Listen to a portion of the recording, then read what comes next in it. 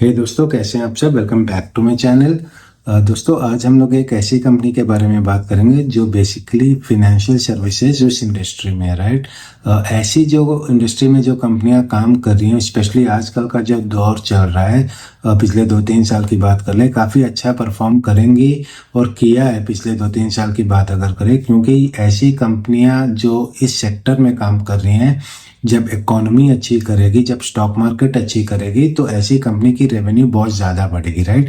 Eight the same time जब economy नीचे जाएगी, तब ऑब्वियसली स्टॉक मार्केट भी नीचे जाएगी, राइट। अगर ऐसा सिनारियो आ रहा है तो ऐसी कंपनी की परफॉर्मेंस काफ़ी म्यूटेड रहेगी, डी ग्रोथ भी हो सकती है। तो आजकल जो कंडीशन है, आजकल जो सिचुएशन है, इंडियन इकोनॉमी कैसी कर रही है हम सब जानते हैं। जो लेटेस्ट क्वार्टर की जीडीपी फिगर अभी आई है, कल परसों आई है, जहाँ थोड़ी सी म्यूटेड थी, 5.2% से ही ग्रोथ हुई है, लेकिन होपफुली गोइंग फॉरवर्ड इसमें इंप्रूवमेंट दिखेगी। जो हमारी एवरेज जीडीपी ग्रोथ है 6-7% के करीब रहती है, राइट।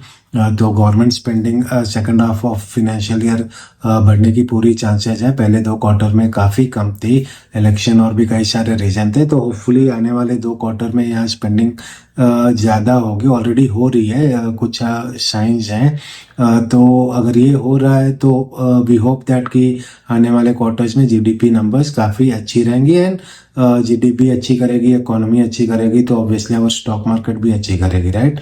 तो जिस कंपनी की हम लोग बात करें, कंपनी का नाम मोतीलाल ओसवाल है। ये सेकंड फॉलो वीडियो है। इससे पहले भी हम लोगों ने एक वीडियो बनाया था, लेकिन उसके बाद ये क्वार्टरली रिजल्ट आउट है, हम लोग वो नंबर देखेंगे, स्टॉक प्राइस मूवमेंट क्या रही तब से और अब से, उस पर भी एक नज़र डालेंगे। तो सबसे पहले आपके स्क्रीन में कंपनी के बारे में देख लेते हैं।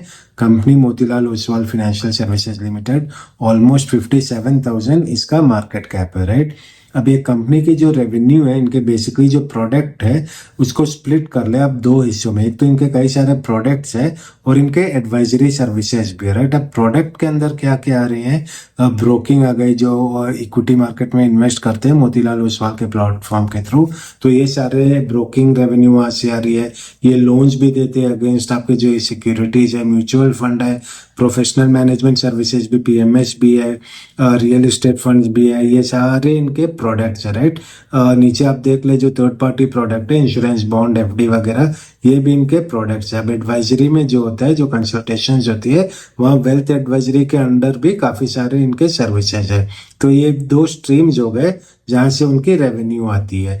अब कंपनी के कुछ नंबर्स हम लोग देख लेते हैं। इस कंपनी के पास करंटली जो इनका डिस्ट्रीब्यूशन नेटवर्क है, ऑलमोस्ट 8, बहुत ही बड़ी कंपनी है ये, right. Private player, one of the biggest, 8,800 external wealth managers है। इनकी जो प्रेजेंस है, ऑलमोस्ट 2,500 प्लस लोकेशन में इनकी प्रेजेंस है, which is covering almost 98% of pin codes in India, right. The relationship management team managers they have is approximately 2,500 plus, asset under advice almost 5 lakh crore plus, and client base जो है वो भी काफ़ी तगड़ी, almost 72 lakh client base है। अब यहाँ एक और इम्पॉर्टेंट डेटा पॉइंट है, ये बेसिकली ये शो कर रहा है जो इंडिया में जो अमीर लोग हैं, हाई नेटवर्थ इंडिविजुअल, जो जिनके पास काफ़ी ज़्यादा पैसा है, ये एब्सोल्यूट यूएस डॉलर टर्म्स में है, राइट। तो 1 बिलियन से ज़्यादा जिनकी नेटवर्थ है, वो currently 1 billion US dollar, right, 170 है। ये नंबर बढ़ के, ये 2022 की नंबर है, ये नंबर बढ़ के 195 चली जाएगी 27 तक एस्टिमेशन है। ये ultra ultra ultra high rich की बात हो रही है, जिनकी नेटवर्थ 1 बिलियन डॉलर प्लस है, राइट। अब उसके ऊपर चले जाए, जो UH Chennai ultra high worth है, ये जो 30 मिलियन से ऊपर जो है, ये 12,000 के करीब थी, ये बढ़ के 27 तक एस्टिमेट है 19,000 पे चली जाएगी। और 1 मिलियन की अगर बात करें, हाई नेटवर्थ इंडिविजुअल, ये ऑलमोस्ट 7 लाख के करीब है, राइट। ये बढ़ के चलिए डबल से ज़्यादा हो जाएगी, ये 16 लाख की हो जाएगी। ये डेटा पॉइंट इसलिए इम्पोर्टेंट, ये काफ़ी, मतलब अब क्या बोला जाए, जो अमीर है वो और भी अमीर होता जा रहा है, ये हम सब देख रहे हैं। जो डिस्पैरिटी है अमीर लोग और गरीब के बीच में, वो काफ़ी ज़्यादा बहुत वाइड ओपन हो चुकी है, राइट। लेकिन जो अमीर है वो और अमीर होता जा रहा है, और गरीब का जो हाल है हम सब जानते हैं। लेकिन एनीवेज, ये कोई सोशल चैनल नहीं है, किसी और दिन उस पर बात करेंगे। लेकिन आज ये बेसिकली ये डेटा पॉइंट ये दिखा रहा है कि जितने भी कंपनी जो कैपिटल मार्केट से रिलेटेड है, आगे जाके उनका पोटेंशियल बहुत ज़्यादा है, क्योंकि ये जितने भी अल्ट्रा हाई नेटवर्थ इंडिविजुअल है या हाई नेटवर्थ है, ये कहीं ना कहीं जाके पैसा इन्वेस्ट करेंगे इक्विटी मार्केट में, प्रोफेशनली मैनेज सर्विसेज लेंगे, एडवाइजरी सर्विसेज लेंगे। तो इस टाइप की कंपनी की रेवेन्यू भी आगे जाके इनका ऑपरेशन भी काफ़ी ज़्यादा बढ़ सकता है, राइट। अब अगला जो इंफॉर्मेशन है इस कंपनी की, हम लोग रेवेन्यू स्प्लिट देख ले। एसेट मैनेजमेंट से ऑलमोस्ट 60% आता है, एएमसी से 59%, और जो एडवाइजरी सर्विसेज है वहाँ ऑलमोस्ट 24.3, और जो इनकी प्राइवेट इक्विटीज है वहाँ से ऑलमोस्ट 15.7% रेवेन्यू इनका आता है। ये रेवेन्यू स्प्लिट थी। अब हम लोग दोस्तों इस कंपनी के जो और भी कॉम्पिटिटर्स है, पीयर्स है, उनकी क्या परफॉर्मेंस है, उनकी क्या पोजीशन है, एक एनालिसिस कर लेते हैं, राइट। तो मोतीलाल ओसवाल जो सबसे ऊपर आपको दिख रहा है, 57,000 मार्केट कैप है, 17 की इसकी पी है, राइट। और वहीं बाकी कंपनी की भी आप देख ले, आईसीआईसीआई सिक्योरिटीज की 14 की है, एंजल की 21 की है, नुआमा की 29 की है। लेकिन अगर आप यहाँ ईयर ऑन ईयर प्रॉफिट की बात कर ले या ईयरली प्रॉफिट की बात कर ले एक साल की, मोतीलाल का 111% से year on year latest quarter की बात करें, और एक साल का पूरा बात करें 23-24 की, तो वहां भी 134%।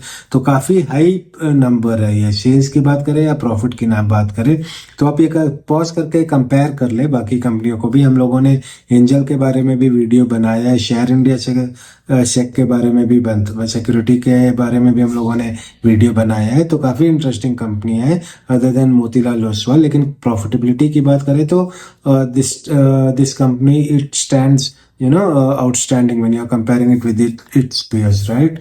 अब आगे देख लेते हैं, हम लोग कंपनी की फिनेंशियल परफॉर्मेंस देख लेते हैं, क्वार्टरली ईयरली परफॉर्मेंस देख लेते हैं, और उनके मार्जिन्स देख लेते हैं, और उसके बाद फाइनली हम लोग इन सारे डेटा पॉइंट्स के बेसिस में आने वाले एक साल में कंपनी की स्टॉक प्राइस कहाँ तक जाएगी उस पर एक नज़र डालेंगे।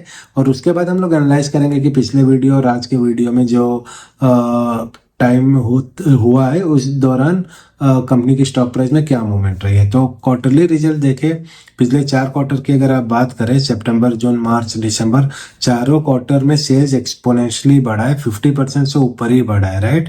वहीं प्रॉफिट की भी बात कर ले पिछले 4 क्वार्टर की, तो वहां भी काफी तगड़ी ग्रोथ दिखी है। 111% से सितंबर में प्रॉफिट बढ़ा है, जून में 67% से बढ़ा है, मार्च में 339 एंड दिसंबर में 191। मतलब लेटेस्ट 4 क्वार्टर की बात करें तो बहुत ही तगड़ी ग्रोथ दिखी है, क्योंकि ऑब्वियसली स्टॉक मार्केट में जो रिटेल पार्टिसिपेशन रही और स्टॉक मार्केट खुद ही काफ़ी ज़्यादा रिवॉर्ड किया है। तो ऐसी कंपनी की प्रॉफिटेबिलिटी और सेल्स बढ़नी है, और साथ ही साथ इनकी जो वेल्थ मैनेजमेंट सर्विसेज है वहाँ से भी ठीक ठाक रेवेन्यू आ रही है। अब ईयरली परफॉर्मेंस की बात कर ले, 3 साल की कैगर देखे तो सेल्स और प्रॉफिट ऑलमोस्ट सिमिलर 25% से बढ़ी है। 23-24 में भी 69% से सेल एंड 162% से प्रॉफिट, अगेन तगड़ी प्रॉफिट। 22-23 में डी ग्रोथ दिखी है, सेल्स भी कम हुई थी 3% से, और प्रॉफिट भी ऑलमोस्ट 30% से डी ग्रोथ हुई है। और उससे के पहले वाले साल में भी मॉडरेट ग्रोथ दिखी है, 19 एंड 4% रेस्पेक्टिवली। तो आपने जो लेटेस्ट ट्रेंड है दोस्तों, पिछले 4 क्वार्टर में काफ़ी अच्छी सेल एंड प्रॉफिट ग्रोथ आपको दिखी है। अगर मार्केट अच्छी कर रही है, इकोनॉमी अच्छी कर रही है, तो होपफुली आगे भी ये परफॉर्मेंस रेप्लिकेट होगी। कुछ और मैट्रिक देख लेते हैं। ऑपरेटिंग प्रॉफिट मार्जिन की बात करें तो इट्स अराउंड 65% करेंटली, 60 से बढ़ के 64 पे चली गई है। नेट प्रॉफिट मार्जिन भी 37 से बढ़ के 39 पे चली गई है।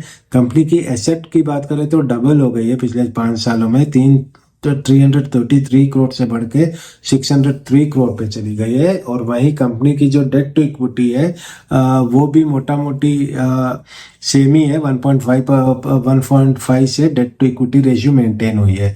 होल्डिंग देख ले तो प्रोमोटर की होल्डिंग 69% की है, अच्छी खासी होल्डिंग है, ज़्यादा डाइल्यूट नहीं किया है। और पब्लिक की 18% की है, बाकी 6-7% FII एंड DII के पास है। मतलब काफ़ी सारे FII एंड DII वो भी काफ़ी इंटरेस्टेड है इस कंपनी में ठीक ठाक पोजीशन होल्ड कर रही हैं। अब वैल्यूएशन देख लेते हैं। वैल्यूएशन काफ़ी इंपॉर्टेंट होती है किसी भी कंपनी में। अगर आपको एंटर करना है तो सिर्फ उसकी फंडामेंटल एनालिसिस नहीं करनी है, उसकी वैल्यूएशन भी देखना है, क्योंकि अगर आपने स्टॉक महंगा खरीद लिया तो परफॉर्मेंस अच्छी भी रहेगी तो आप उस हिसाब से पैसे नहीं बना पाओगे। तो दोनों फैक्टर बहुत ही इंपॉर्टेंट है, राइट। तो कंपनी की जो करंट पी है 17 की है और इंडस्ट्री की एवरेज पी जो रही है वो 16 की रही है। तो इंडस्ट्री से कंपेयर करें तो हल्की फुल्की महंगी है, राइट, क्योंकि परफॉर्मेंस भी काफ़ी ज़्यादा अच्छी रही है। अगर परफॉर्मेंस इसी तरह से रही गोइंग फॉरवर्ड तो ये पी कम होने के चांसेस कम रहेंगे, क्योंकि जनरली अगर कंपनी बहुत ही अच्छी परफॉर्म कर रही है तो उसकी वैल्यूएशन हल्की सी ऊपर ही रहेगी, और बहुत ज़्यादा ऊपर है तो वैसी कंपनी को आपको अवॉइड भी करना चाहिए। अब पिछले 3 साल का जो स्टॉक प्राइस में कैगर हुआ है वो ऑलमोस्ट 57% से हुआ है, राइट। और करेंटली कंपनी की जो स्टॉक प्राइस है ऑलमोस्ट 958-960 के करीब है। 2021 में ये ऑलमोस्ट 150 की थी, तो ऑलरेडी ये बहुत ही तगड़ी मल्टी बैगर है। एंड गोइंग फॉरवर्ड अगर परफॉर्मेंस ऐसे ही रही तो ये बहुत ही इजीली रेप्लिकेट भी हो सकता है।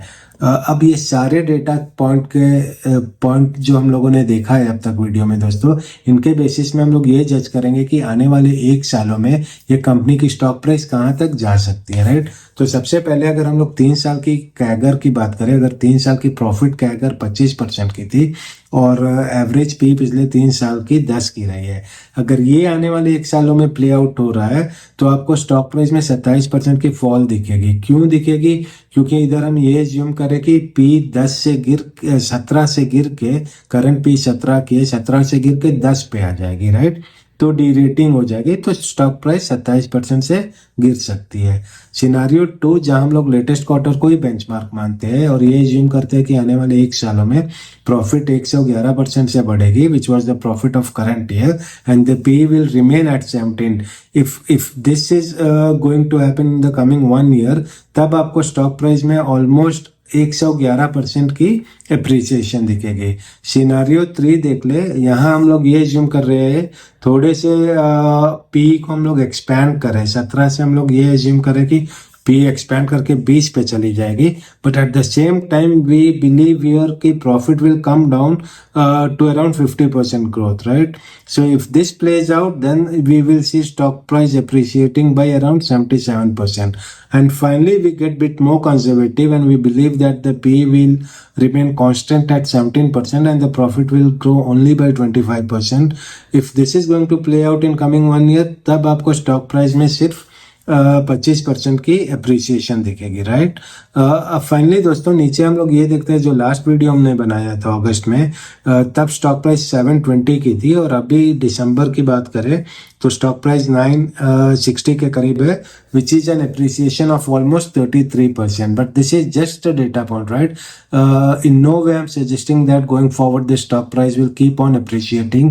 Bottom line is that if the company performance is good, if the company performs as far as top line and bottom line is concerned, then obviously sooner or later or over a longer period of time, stock price obviously ऊपर जाएगी, क्योंकि stock price and profitability they both move in tandem. अगर profitability बढ़ रही है, sales price बढ़ रही है और स्टॉक ओवर वैल्यूड नहीं है, पी जो है इंडस्ट्री पी से नीचे ही है या 19-20 ऊपर नीचे है, तो जितनी प्रॉफिट बढ़ेगी उसी प्रोपोर्शन में ऑलमोस्ट मोटा मोटी 19-20 होगा, आपको स्टॉक प्राइस भी बढ़ेगी, राइट।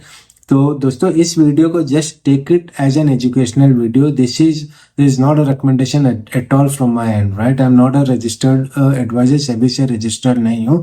तो the purpose of sharing this video is purely educational purpose. आप इसे वीडियो को देखें, अपना खुद रिसर्च करें, उस बेसिस में आपने जो भी जजमेंट लेना है आप ले, राइट। होप आपको पसंद आया होगा आज का एनालिसिस। कोई भी फीडबैक हो, कमेंट हो तो प्लीज़ शेयर करें, मैं डेफिनेटली रिस्पॉन्ड करूंगा। तब तक आप अपना ख्याल रखें, आने वाली वीडियो में फिर आपसे मिलेंगे। Bye for now.